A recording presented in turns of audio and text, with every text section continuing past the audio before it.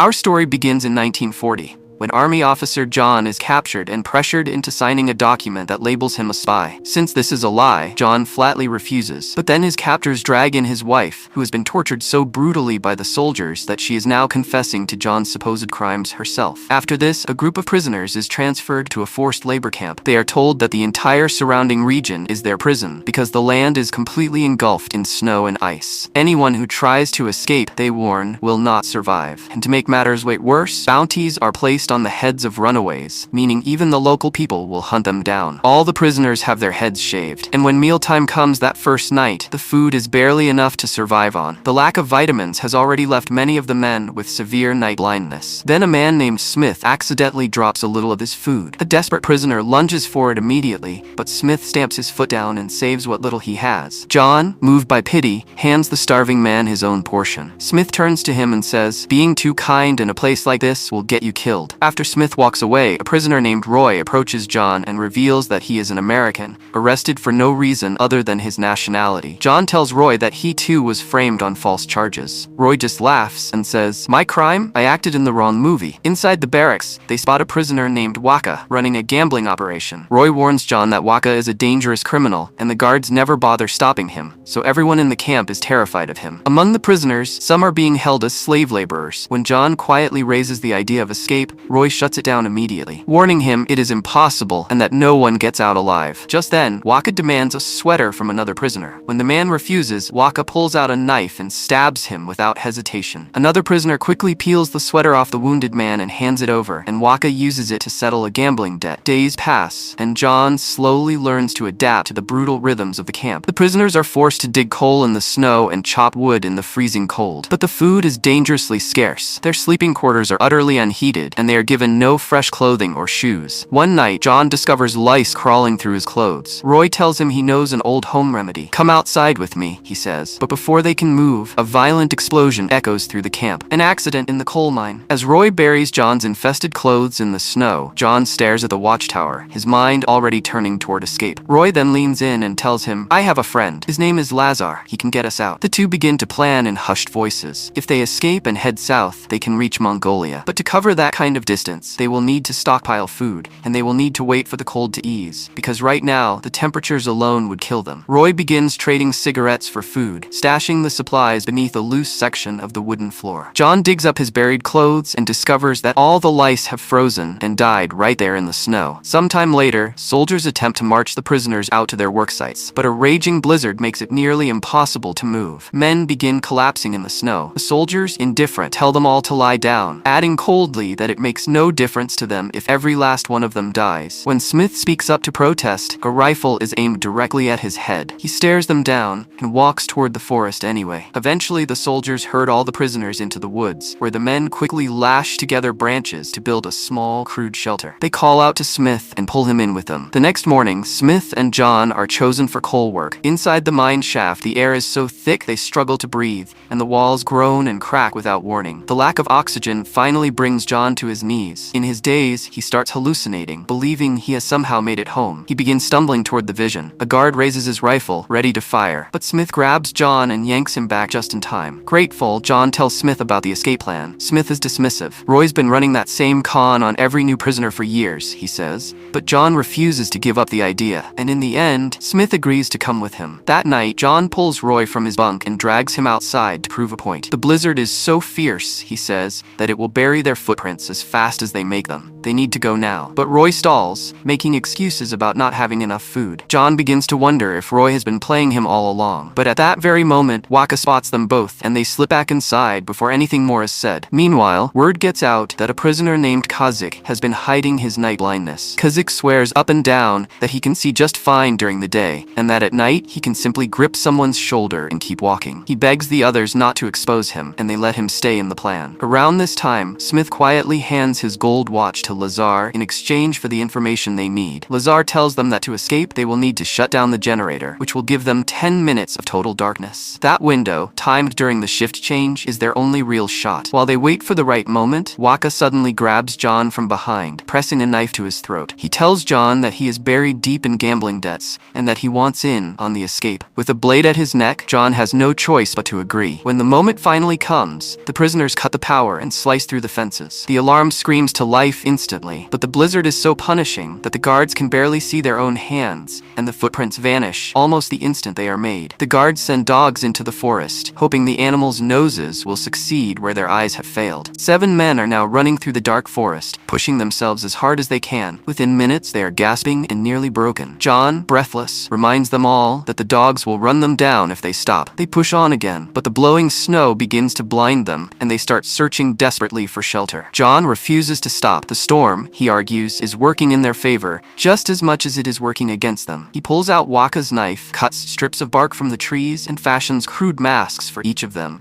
to shield their faces from the wind and ice. With those on, they are able to keep moving. When the storm finally breaks, they sit down to rest and pool together all the food they have. That is when John notices that Waka is wearing Roy's jacket. Waka explains that Roy was moments away from betraying them all. "I persuaded him to stay quiet," he says simply, and tosses out all the food Roy had been hoarding. As they set out again, Smith pulls John aside and whispers that bringing Waka along is like making a deal with the devil. Moments later, howling erupts in the darkness. They freeze, then realize it is only wolves. They breathe again and keep walking. Days bleed into one another. John uses his military training to track direction by reading the position of the sun, choosing their route carefully. Waka watches him with obvious respect. "Whatever happens, brother," Waka says, "I'm with you. Don't let what these people say about me get in your head." During their next rest, John does the math. At their current pace, it will take 3 to 4 weeks to reach the lake, but they only have 1 week of food left. They will have to hunt or fish to survive. Waka wants to raid a nearby village. The others refuse. While they argue, Kazik wanders off to gather firewood. Night falls. He does not come back. Without his sight, he loses the path and begins to wander aimlessly through the frozen forest. The cold starts playing tricks on his mind. He sees the face of an old teacher standing nearby. In the distance, lights shimmer like a city. He believes they have made it. They have finally reached people. But when the others go out to search for him, they find him stone cold dead, frozen just a few meters from camp. They bury him and say a prayer over the ground. Waka only remarks that there is now 1 less mouth to feed. Even so, weeks pass, and every man is near the edge of starvation. They are picking insects from the dirt, raiding nests for eggs. Their bodies are barely holding together. They take shelter in a cave, and to keep his sanity anchored to something real, a prisoner named Tomas begins painting on the walls. One night, Waka asks John casually which one of them will die first. It is clear from the way he says it that he is no longer thinking about survival, but about something far darker. Then suddenly, they hear movement nearby. A pack of wolves is tearing apart a dead animal just outside. The men charge out screaming, waving branches, and throwing rocks until the wolves scatter and disappear into the trees. What John sees next breaks something inside him. His companions, once decent men, are now crouched over the carcass in the dark, tearing at it with their bare hands like animals. John makes a decision. He will go ahead alone to find the lake. He tells the others that if he is not back within a week, they are to continue without him. He sets out by himself through bitter cold and driving rain. At one point, the exhaustion and exposure overwhelm him and he begins to hallucinate, but he pushes through, and a few days later, he walks back into camp. He has found the lake. After a brief rest, the group sets out together toward the water. 3 days of hard walking, and they reach it. They clean up as best they can and begin pushing toward the border. Moving through the forest, they get the unmistakable feeling that someone is following them. They set a trap, circle back, and close in on a figure hiding among the trees. Waka is a heartbeat away from driving his knife in when John stops him cold. The figure turns out to be a young Polish woman named Irina. She has been tailing them for days, desperate for food and safety, and she is running from something herself. John wants her to stay. The others vote no. They barely have enough food for themselves, and a woman, they argue, will slow them down. But then a little later, they stumble upon an animal mired in mud,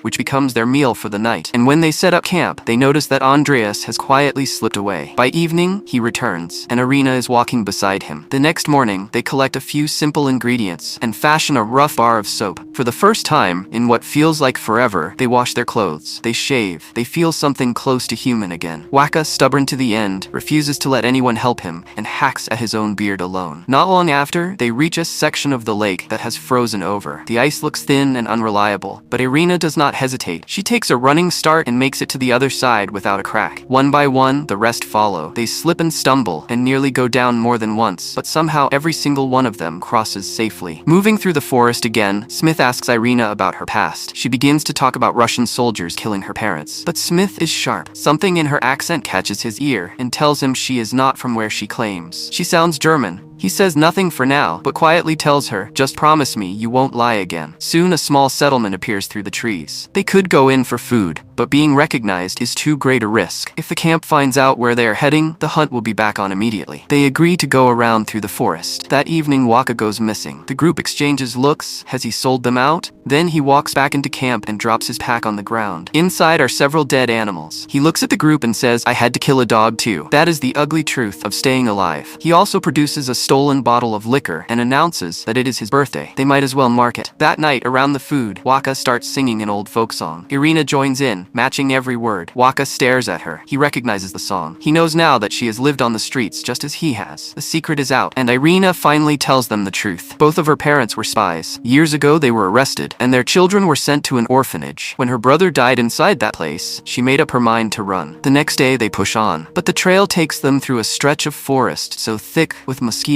that within minutes, every face in the group is swollen and disfigured. They spot some local people passing nearby and notice that the insects leave them completely alone. Too afraid to reveal themselves, they stay hidden. But Joran, unable to stand it any longer, slips out and approaches one of the locals. The man reaches into his bag and places a small woven necklace around Joran's neck, a natural repellent. After that, the mosquitoes vanish and the group moves forward in peace. As the days continue, Irina makes her way through the group one by one. She listens to each man's story. During one of their rest stops, Irina notices Smith's feet. She tears a strip from her skirt and carefully cleans and wraps his wounds without a word. Before long, they reach a railway line. John calculates that they are roughly 4 days from the border, but the surrounding area is thick with farmers and guards. They will need to clear it before nightfall. While they wait for their moment, Waka sits and stares at a small amulet in his hand. Joran says something that rubs him wrong, and Waka explodes, launching himself at the man. It takes the whole group to pull him off. Hours later, the tension dissolves into something that feels almost like joy as they cross the border and step into Mongolia. But Waka stops at the line. He says quietly that he is staying in Russia. He and John look at each other for a long moment, then grip hands one final time and go their separate ways. The rest of the group moves south through the desert toward civilization. The mood is light, almost giddy. Then they come across a sign, and the lightness drains out of every face. The sign reads that Mongolia is now under Russian control. Instead of heading into the city, they turn and make for the open desert. After some searching, they find a Buddhist monastery and push through the doors, hoping that a place of faith will offer sanctuary. But the monastery is in ruins. The floor is littered with skulls buried in the earth. Andreas tells the others that the same thing happened in Russia. Priests were shot or imprisoned. Churches were demolished. Religion was erased entirely. His own church was torn apart, and in his rage, he had killed a young guard with his bare hands. They sit together and weigh their options. India, they conclude, is the one place they might truly be safe. But to get there, they will need to cross China. For the next several weeks, they walk through scorching desert under a merciless sun. One afternoon, a band of horsemen surrounds them. They quickly identify themselves as Americans traveling to Tibet. The horsemen study them for a moment, then ride off without a word. A short time later, a young rider returns alone. His companions have sent him back with water. The days grind on.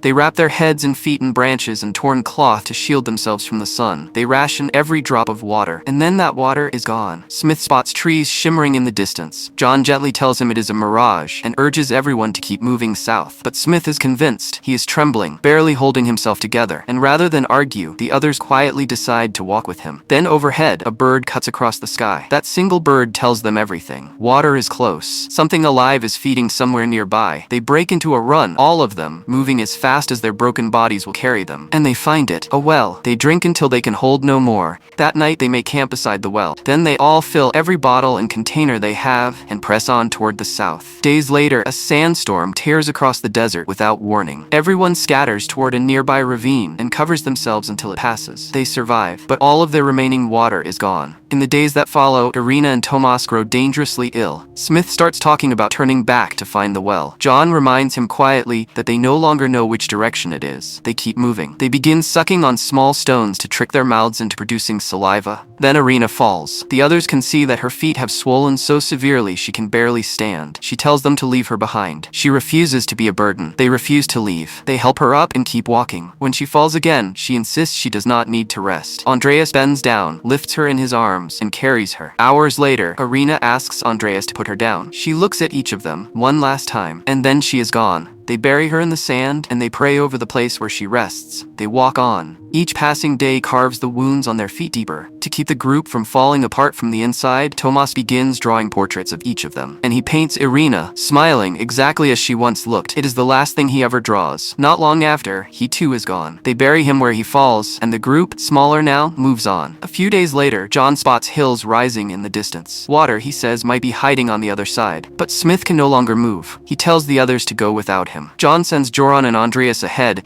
and stays behind alone, crouched beside Smith in the sand. By nightfall, John has dragged him, inch by inch, all the way to the camp the others have made. There is still no water. The next morning, Joran jolts awake. A snake is winding its way between his legs. He follows it, and there, in a hollow in the ground, is a small pool of water. The men drop to their hands and knees and drink. They trickle water between Smith's lips. Then they kill the snake and cook it for their midday meal. That night, Smith told John to leave him behind. But John said, "As long as you are alive, we will not leave you." In the middle of their conversation, John said that no matter what, he wanted to see his wife one more time. The poor woman had been badly tortured by the soldiers. This story went straight to Smith's heart. The next day, he stood up, ready to push forward, and they soon found a river. This gave them so much strength that they were able to move toward the hills. And finally, crossing the Great Wall of China, they reached the Himalayan mountains. In those snowy mountains, they found a small sign that pointed toward Tibet. In those icy mountains, they met a monk who told them that India was now close, and he also took them with him to a nearby Buddhist monastery. After such a long time, they finally got real food. There, the leader of the monks said that if you want to go to India, wait a little. Let the cold pass. You will not survive in a snowstorm. Before going to sleep, John said that we should leave. We will only be safe in India. But the others agreed with the monk. They wanted to stay there. Then they began talking about their futures. Andreas wanted to join the fight against Germany and Russia. Zoran said that, "I want to get Tomas's paintings published in a newspaper. I want to tell the world about our story." Poor John, on the other hand, could not go back to Poland, so he just wanted to keep walking. Smith, meanwhile, wanted to go back home to America. He said that, "I will head toward China. The monk had promised that we have a contact. We can send you to America." The next morning, John decided to move ahead alone. When Zoran and Andreas saw him, they said their final goodbye to Smith and set off after their friend. After some time, all three of them finally reached India. The people of India welcomed them with great warmth and helped them as well. For the next 50 years, John had no fixed place to call home. But then, finally, Poland became free. John found his old house and opened the door with the hidden key. The moment he stepped inside, he was filled with joy because his wife was waiting for him. We hope you enjoyed the ride. See you in the next movie ride.